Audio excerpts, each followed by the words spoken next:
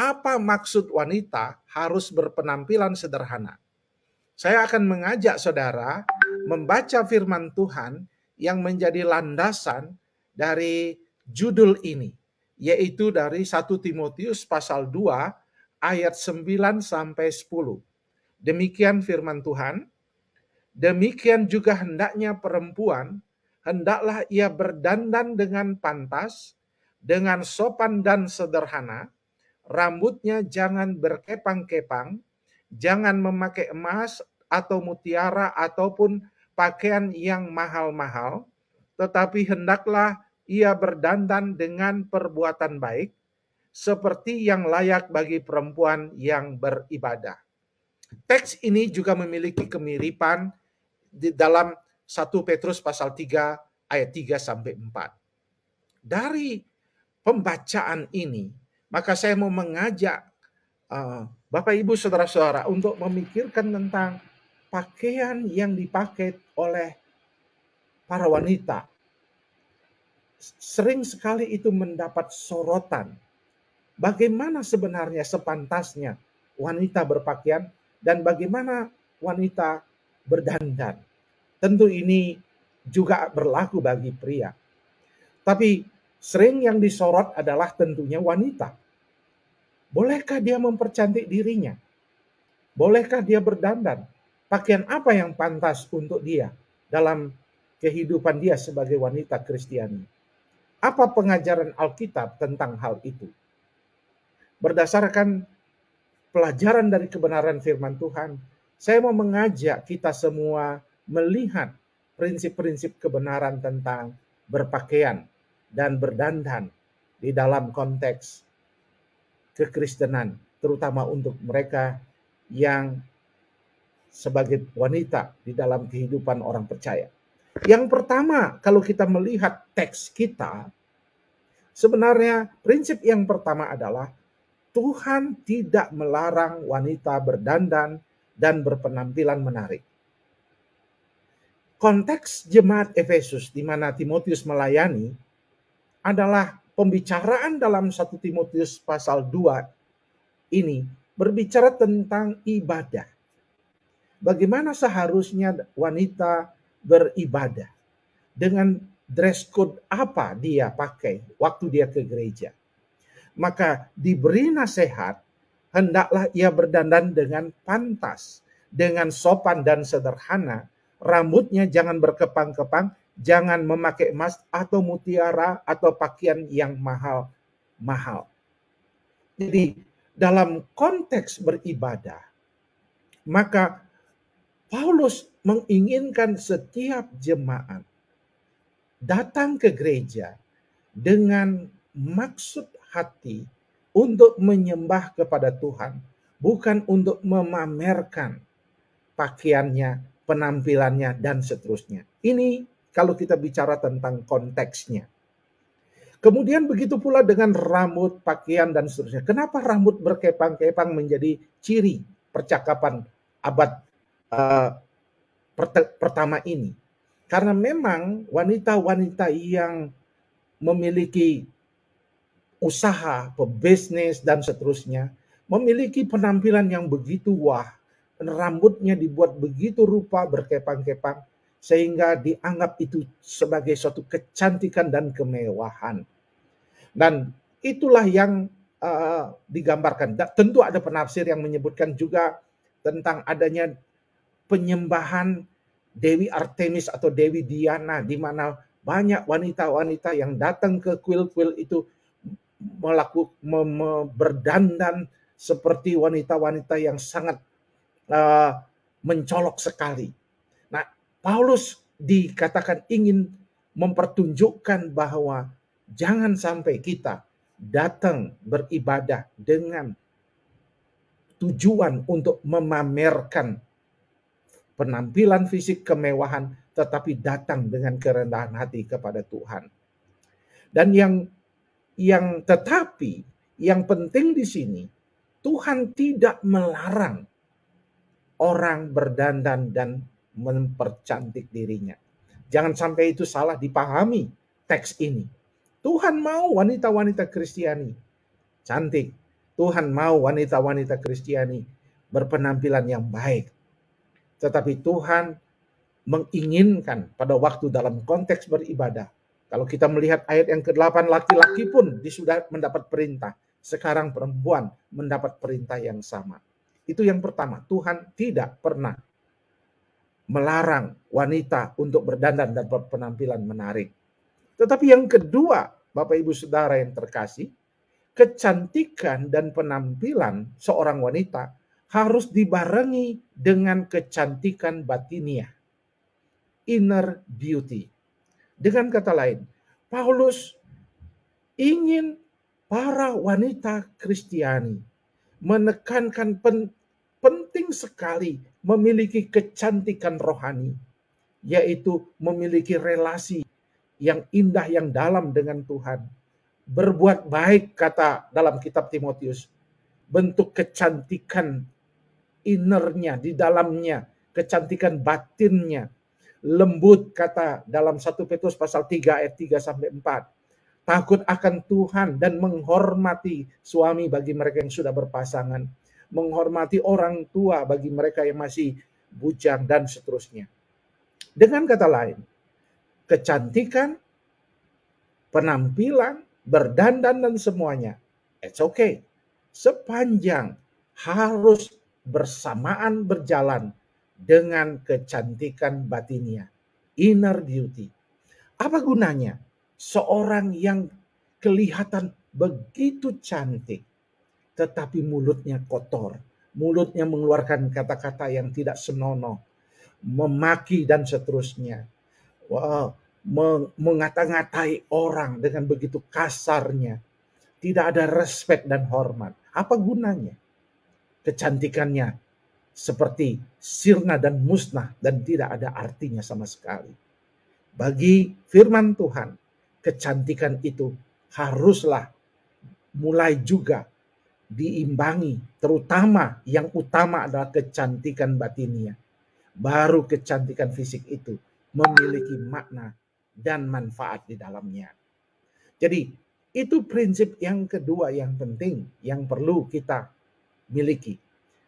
Kecantikan fisik, dandan secara performance kita harus dibarengi bersamaan dengan kecantikan batiniah yang daripada Tuhan, yang diberikan oleh anugerah Tuhan buat kita, dan kita bertumbuh ke arah Kristus.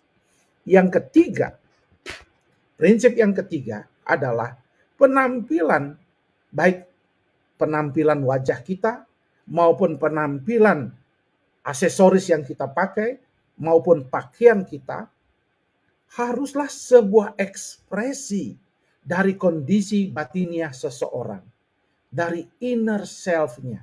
Maksudnya begini, sebenarnya dalam kehidupan sehari-hari sering saya ditanya, Pak, ada enggak pakaian yang pantas bagi orang Kristen? Saya memang tidak bisa menjelaskan secara hukumnya, legalnya, pakaian yang seperti apa yang harus dipakai oleh wanita Kristen. Tetapi semuanya harus dilihat di dalam 3 konteks. Kita tidak bisa menghakimi seseorang karena ada 3 konteks yang perlu diperhatikan. Yang pertama, konteks sosial budaya. Ketika saya pergi ke Indonesia bagian timur, di Papua pedalaman, saya menemukan orang yang mungkin berpakaian lebih minim. Tetapi mereka tidak merasa apa-apa karena konteks situasi pada saat itu.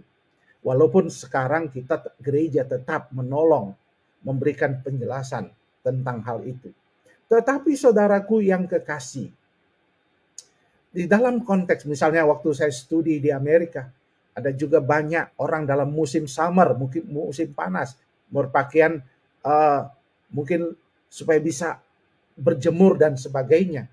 Atau saudara dalam konteks sosial berenang, memakai pakaian renang. Itu kita harus pertimbangkan akan hal itu. Tetapi yang kedua, prinsipnya adalah di samping konteks sosial budaya, adalah konteks jangan menjadi batu sandungan. Jadi prinsipnya jangan menjadi batu sandungan. Karena kehidupan kita tidak sendiri, kita berada dalam sebuah konteks di mana kita hidup untuk kesaksian. Kalau di tempat di mana kita ada, belum bisa menerima kondisi berpakaian yang mengikuti mode zaman sekarang, marilah kita menjadi alat di tangannya untuk menjadi kesaksian lewat pakaian kita. Dan yang ketiga tentu adalah faktor motivasi. Apa itu faktor motivasi?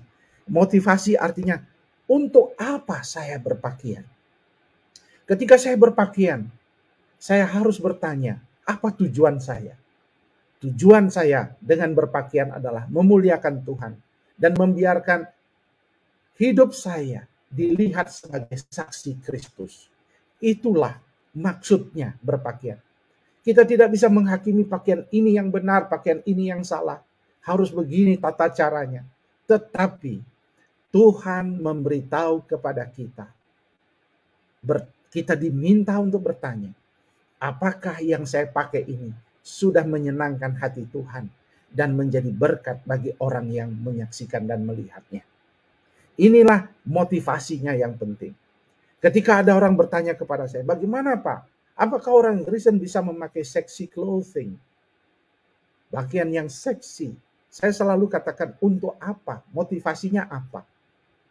Kalau tujuannya untuk mendapatkan supaya laki-laki tergoda karena apa yang saudara buat, maka saudara sebenarnya sedang melakukan hal yang keliru.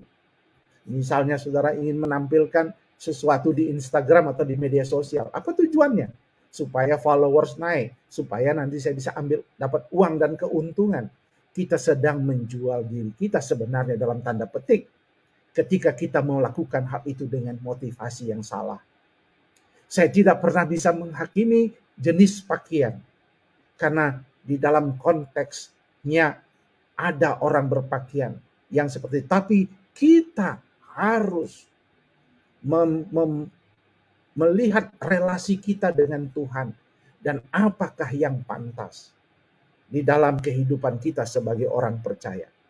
Kemudian yang keempat yang saya ingin menjelaskan adalah, jangan sampai kita sebagai kaum pria, orang-orang Kristen pada umumnya, jangan menuduh wanita-wanita yang berpakaian seksi sebagai penyebab kejatuhan pria.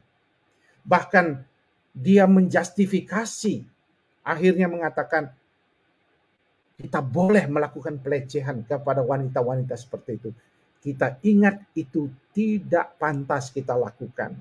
Karena apa? Kita harus mempraktekkan self-control. Bukan orang lain penyebab kejatuhan kita. Tapi kitalah yang tidak mempraktekkan kualitas mengontrol diri kita yang menyebabkan kejatuhan itu. Sehingga pakaian dan tidak berpakaian itu bukan soal eksternal, tetapi dalam diri kita. Ada di tempat di mana orang berpakaian dengan sangat tertutup, kejahatan seksual juga ada. Begitu dahsyat dan begitu mengerikan. Jadi self-control itu penting.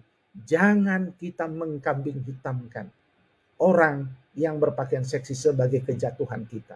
Tetapi sebagai wanita Kristiani, kita harus memakai pakaian yang memuliakan Tuhan dan menghargakan diri kita sebagai makhluk ciptaan Allah.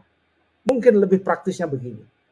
Pak, boleh enggak kita modis? Saya sangat mendukung modis, mengikuti zaman. Tetapi saya selalu mengatakan menjaga aurat yang ada pada kita. Jangan sampai itu menjadi batu sandungan. Itu prinsipnya. Apalagi kemudian dipakai dalam pelayanan gereja. Saya selalu mengatakan, dress code pelayanan di gereja haruslah menggambarkan keindahan daripada kekayaan daripada Kristus itu sendiri di dalam kehidupan orang itu. Sehingga dengan pakaiannya, orang ikut juga bersama-sama dapat memuliakan Allah di dalam kehidupannya. Tetapi kemudian orang yang datang ke gereja pun harus juga berpakaian bukan untuk pamer, bukan untuk mempertunjukkan kekayaannya, tetapi dia harus tampil dengan kesederhanaan. Karena ada orang-orang sederhana di gereja. Ada orang-orang miskin di gereja. Jangan ia berpakaian emas dan memamerkan itu semua. Dalam konteks Paulus mengingatkan jemaat, jangan memamerkan itu semua. Karena itu akan menjadi batu sandungan bagi jemaat-jemaat yang menyembah Tuhan.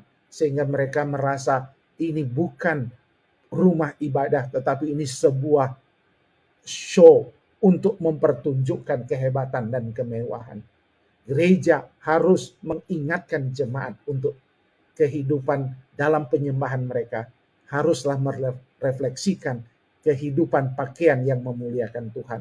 Tapi dalam kehidupan sehari-hari, maka Tuhan mau dia bukan hanya perkataannya, bukan hanya perbuatannya, tetapi cara dia berpenampilan, semuanya harus menjadi kesaksian bagi sesama. Saya selalu mengatakan, hidup juga berpadanan dengan apa yang ada. Jangan sampai seperti zaman anak-anak milenial sekarang, yang sering kali karena ingin tampil beda di Instagram atau media sosial lainnya, akhirnya membeli pakaian-pakaian, berdandan dengan menghabiskan uang yang bukan dan belum dia miliki. Dan itu sangat berbahaya. Dia menjadi materialistis, hedonistik, dan menjadi orang yang membuat dirinya, harga dirinya ada pada branded, ada pada brand-brand yang ada pada pakaiannya. Sehingga dia merasa tidak nyaman dan merasa dirinya berharga kalau pakaiannya, penampilannya tidak wah atau glamor, karena itu harga dirinya. Ingat, harga diri kita ada di dalam Kristus, bukan di pakaian, bukan di penampilan, tetapi secara lainnya Tuhan tetap ingin kita, tidak ada masalah, kita tetap mempercantik diri, modis mengikuti mode, tetapi jangan mempertunjukkan kemewahan. Terutama juga di kalangan pelayanan, ini tidak hanya berlaku untuk wanita, pria-pria juga. Kami berharap pria-pria jangan mempertunjukkan kemewahan yang luar biasa dalam pelayanan, sehingga dapat mengganggu konsentrasi daripada jemaat melayani, menyembah. Dan ia ingin melihat kebaikan Tuhan, kemurahan, dan menyembah Tuhan secara kolektif bersama-sama. Bapak, Ibu, Saudara yang terkasih, sebagai refleksi dan kesimpulan, pakaian apakah yang pantas? Pakaian apakah yang tepat bagi seorang wanita? Mengapa dia disuruh memakai pakaian yang sederhana? Ingat, konteks ini berbicara tentang ibadah.